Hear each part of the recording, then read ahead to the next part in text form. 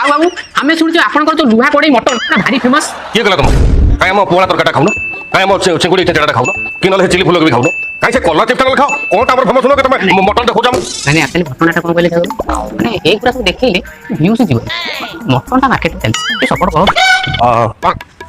hello friends वर्तमान आमे साहू बाबूकर जो मटन जो सीक्रेट मसलाटा पकाउछन जा फले माने मटन टेस्ट 5 गुणा बढ़ी जाउ तो मनु जो तुम तो सीधा बाहर आइलो गैस काउंटर छिड़ाइलो को किचन थ्रू गला जे मसला तब देखिलो के ता बारे सब तो अदा रसुन खेलो आपको को अपुर गजन झाड़ी मटन में पके दो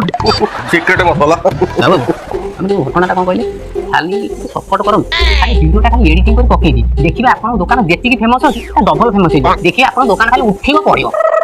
आ उठाना बुझलो आ उठाना तो टोटली एमिति से किशोर वाला मटन को एमिति ब्लॉग को उठैलो एमिति उठैलो जे टोटल दुकान को उठी गला मीठी हेल्प करम छोटे वीडियोटा कर दी इंटरनेशनल ब्लॉग देखो कर एबे चालम जदी खाइबा लुहा कोड़े मटन जा लुहा कोड़े तो रूपा कोड़े तो मटन देता बोला